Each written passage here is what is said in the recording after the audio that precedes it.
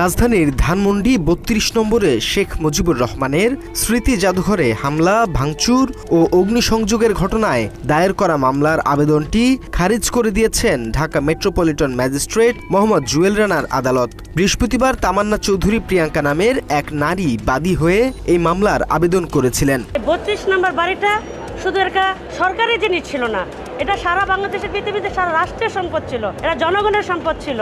তাই এই বাড়িটা তারা প্রটোকল না দিয়ে এই বাড়িটাকে যেভাবে বুলডোজার দিয়ে ভেঙেছে, যেভাবে আগুন দিয়ে লুটপাট করেছে, সেটার জন্য আমি ন্যায় বিচারের জন্য একটি সাধারণ পাবলিক হয়ে আমি এই মামলাটা দায়ের করেছি। শুনানিকালে আদালত প্রথমে বাদীর জবানবন্দি রেকর্ড করেন এবং আদেশের জন্য অপেক্ষমান রাখেন।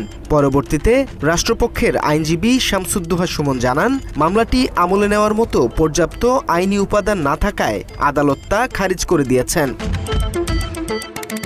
মামলার আবেদনে ডক্টর মোহাম্মদ ইউনুস ও ডক্টর আসিফ নজরুল ছাড়াও আরও ২৫ জনকে আসামি করা হয়েছিল, যাদের মধ্যে উল্লেখযোগ্য সাবেক উপদেষ্টা সৈয়দা রেজওয়ানা হাসান, লেফটেন্যান্ট জেনারেল অবসরপ্রাপ্ত জাহাঙ্গীর আলম চৌধুরী, মোস্তফা সারোয়ার ফারুকী, এনসিপি নেতা নাহিদ ইসলাম, আসিফ মাহমুদ, সজীব ভুইয়া, হাসনাত আবদুল্লাহ, সার্জিস আলম, ডাক্তার তাসনিম জারা এবং পিনাকি ভট্টাচার্য ও ইলিয়াস হোসেনের মতো বেশ কয়েকজন অনলাইন অ্যাক্টিভিস্ট।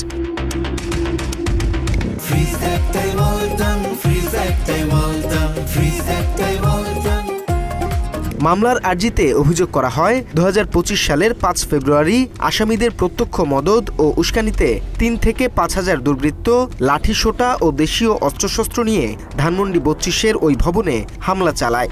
সে সময় মূল্যবান দলিল ও প্রামাণ্যচিত্র লুটপাটের পাশাপাশি অগ্নিসংযোগ করা হয়। এমনকি বুলডোজার ও এক্সকাভেটর দিয়ে রাতভর ঐতিহাসিক ভবনটি ভেঙে গুঁড়িয়ে দেওয়া হয় বলে অভিযোগে উল্লেখ করা হয়েছিল।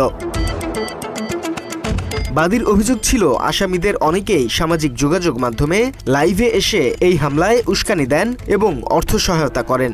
এছাড়া সরকারের দায়িত্বে থাকার পরও ভবনটি রক্ষায় তারা কোনো পদক্ষেপ নেননি। তবে বিচারক সব দিক পর্যালোচনা শেষে এই মামলার আবেদনটি খারিজ করে দেন। News desk, Bangla addition.